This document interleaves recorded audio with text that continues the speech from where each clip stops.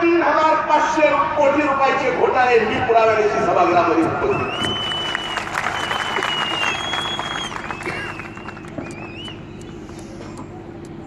त्या मंत्र्यांनी तर लाच सुटली, मी कशात खाऊ. आमच्या बहिणीला कळालं नाही, चिकचिक खाल्लं. लहान लेकरांची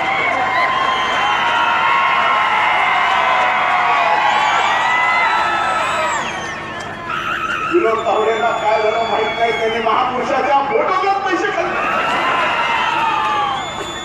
आदिवासी मंत्र्यांना तर लाच सोडली, गरीब आदिवासी मुलं त्यांच्या साहित्यात पैसे खाल्ले.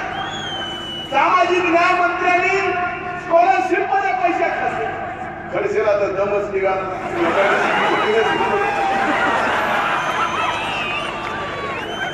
11 मंत्र्याचे घोटाळे पुराव्यानिशी काढले. सभागृहात बोलत होतो, पण एकाही मंत्र्यावर फार भ्रष्टाचाराचे आमच्यावर आरोप करणाऱ्या त्यावेळेसच्या भाजपच्या अध्यक्षांनी आणि विद्यमान मुख्यमंत्र्यांनी एकाही मंत्र्यावर कुठलीही कारवाई केली नाही. मी शेवटी म्हणलो सभागृहात की मुख्यमंत्री महोदय, मी दिलेले पुरावे खरे आहेत, तुम्ही सत्तेत आहात, तुम्हाला जर वाटतंय मी दिलेले पुरावे खोटे, महाराष्ट्रातल्या कुठल्याही चौकात मला फाशी द्या, मी फाशी घ्यायला तयार आहे.